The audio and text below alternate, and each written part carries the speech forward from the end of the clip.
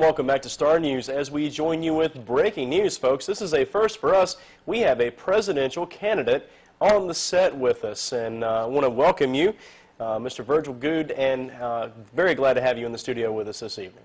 Scott, it's great to be with you. Always glad for the opportunity to be on Star News. I almost called you Senator there. We're so used to That's all right. saying that. I could be president, though, in the future. What on earth possessed you to run for president? Looking at the major parties, the Democrats and the Republicans, they were not addressing, in my opinion, some of the issues that are vital to the future of this country. First of all, we need a balanced budget now, not 10 years down the road, or not even 5 years down the road. Tough choices have to be made. We've got to do that now. And now, let's talk a little bit about the candidates, the other candidates, if you will. Sure. What is your assessment of President Obama and the job that he's done over the last few years? I've been very much disappointed in how much debt that he has rung up for this country. He has rung up almost $5 trillion in debt. His budgets have not been balanced. The budget that he submitted to Congress recently was $1.3 trillion in deficit. The Paul Ryan Republican budget, which passed the House, was over $600 billion in deficit. Again, if you're going to address the debt problem, you've got to stop. Deficits. You cannot have deficits in the neighborhood of $600 billion to $1.3 trillion. And then on the jobs front, the unemployment rate in this country at a level of 8.2%, which was just announced last Friday, is far too high. And I have called for a moratorium on green card issuances, except for a few minor exceptions, such as a fiancé visa, or for someone that had the aptitude or the expertise of a Wernher von Braun. We should not be allowing so many persons with green cards, which means they can go to work and get any job they want, into the country when we have such high unemployment. And I've called for a moratorium on green card issuances with a few minor exceptions. And of course, neither President Obama nor candidate Romney have done that. They disagree with that approach. They really want more immigration, not less. And I am one that firmly believes that we have a far too liberal legal immigration policy, and also the illegal immigration must stop. Let's talk about economic policy in general for a moment.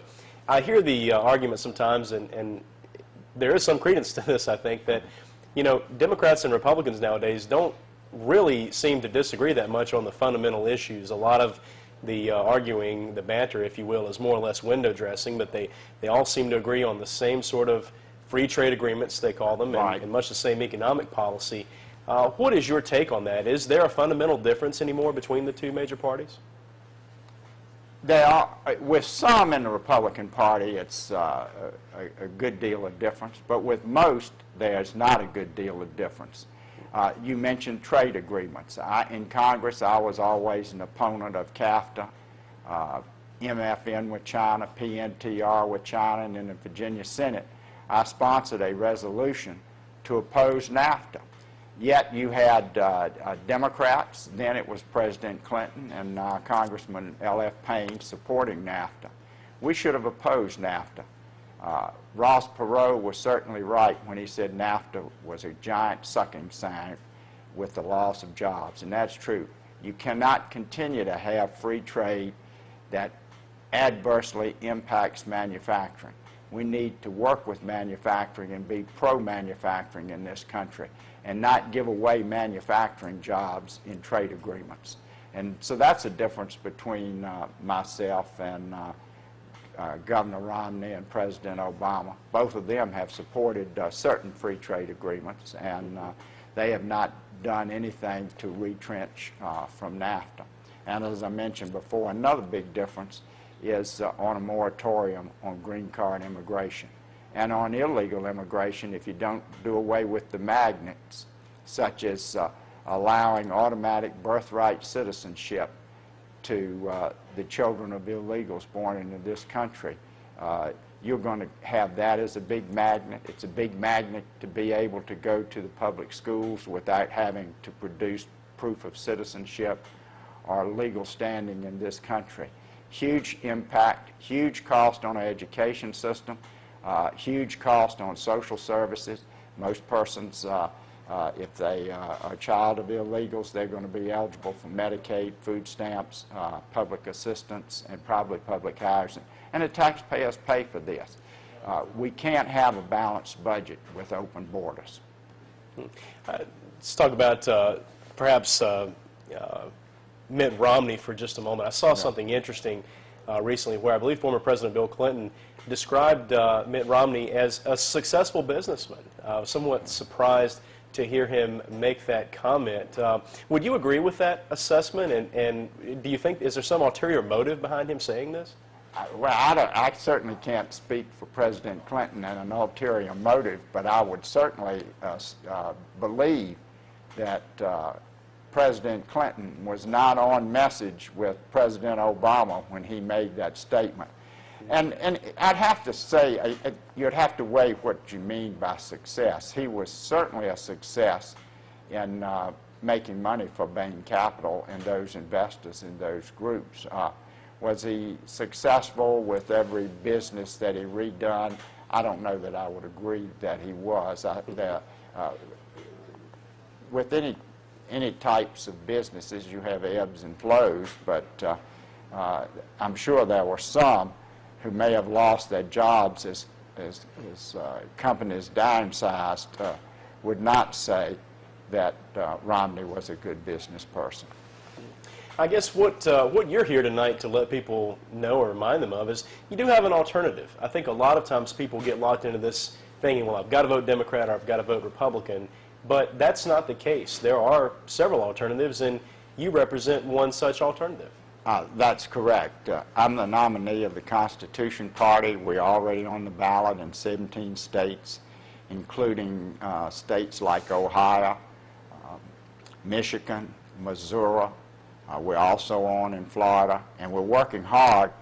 I was supposed to be in California this week, and the AIP convention has been moved to August, so I'm now personally getting signatures because we need to get 10,000 petition signatures in Virginia to get on the ballot. We've got to have 10,000 registered voters, and I've been knocking on doors and going places in Martinsville and Henry County today to get those signatures. And now, so that the voters who are interested in voting for you, so they don't get confused, you are a representative of the Constitutional Party, but I believe you'll be appearing as an independent candidate in Virginia. Is that correct? You're exactly right. We will be listed on the line on all the voting machines on the independent line because you're getting on by petition. The Democrats and Republican candidates get on by nomination process, and then they submit papers to the State Board of Elections to be on the ballot. We have to submit not only the names of electors, but we also have got to submit the petitions signed by 10,000 registered voters in Virginia. One of the big hurdles, I suppose, to getting elected nowadays, something you hear talked about all the time, and it seems to grow with each election, is the sheer cost involved to be elected to any major office, particularly the President of the United States. What are your plans to get over some of those hurdles to raise enough money to be able to run your campaign effectively? We will never match Obama nor Romney in raising money. They are focused on big donors. I think yesterday President Obama had several $1-million plus fundraisers in the New York area, including some with President Clinton. I know the George Clooney event for President Obama raked in more than $15 million. One of the problems with politics today, particularly at the national level and even at the state level, you could see some of the state races last fall locally that for a state legislative seat were going on both sides in excess of $1 million. I'm not taking PAC money, no individual donations, over $200, between $200 and $200. Persons, if they want to make a donation, can go to our website, goodeforpresident2012.com, and contribute by PayPal. So we're not going to have the money any way, shape, or form like Obama or Romney. But if you want a true difference, and that is a true difference, if you want a grassroots candidate, I'm your candidate. Because, like I say, we're not raising PAC money, and we're limiting individual donations, except for myself and maybe a few immediate family members, to $200. Tell us, in your words, what would, if you were elected president, what would your first 90 days in office be like? What would you go after first and foremost? Well, you got to focus on the economy and jobs. I would do all that I could to reduce job competitors coming across our borders. I would also work hard to become energy independent. I would be in favor of drilling off our coast, especially off Virginia, where the General Assembly has adopted that position, allowing more drilling in the Gulf. I would be for the pipeline from Canada to Texas, and opening up our energy resources in this country so we would be energy independent. And I would also submit a balanced budget. And that would cause some pain, because you've got to totally eliminate foreign aid, except to the amount that have to be done pursuant to a treaty, until you could change that. But we spend tens of billions every year on foreign assistance. And when I was in Congress, one of the things that most upset and disturbed me was the refusal of some of the Republican leadership to really go after foreign aid. And that's just one. I mean, you'd have to cut out funding for line items like Planned Parenthood. La Raza would get zero. And I could go right on down the line. Department of Agriculture would have to be cut. I'm pro a strong defense, but you can't get to a balanced budget unless you cut defense. Rather than increasing defense spending, you would have to decrease it somewhat. Every agency in the area of education, I was an opponent of No Child Left Behind. That program needs to be totally eliminated. And having the federal government so much involved in secondary education is wrong. Secondary education should be up to the states and the localities, and the federal government burdens cost localities, and then, but the federal funding would have to be shifted away too. Many economists claim that that globalization is irreversible. It's destined to happen. It's already too far along, and it's bound to continue. They seem to say that the kind of model we have now, where labor goes to the cheapest market, if you will, is just the way things are. What do you say to people who feel that way? What can be done to bring jobs back to America? I think we're really doing the wrong thing to say that we have to be a globalist nation and do what everyone else in the world is doing. That we could end up easily like Greece or Spain if we don't stop the deficits and start reducing our debt.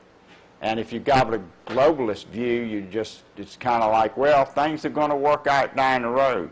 Well, you can't have open borders, letting everyone in, spending so much around the world in all these different countries, and having a huge global presence. We've got to retrench and focus on getting the United States healthy and its economy from within. Now, I'm not against trade, but it needs to be on a fair basis where we're not selling out manufacturing.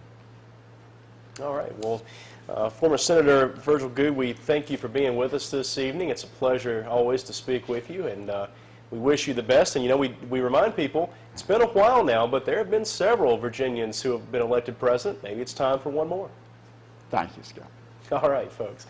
Stay with us. We'll take a brief break. Be back with more here on Star News in just a moment.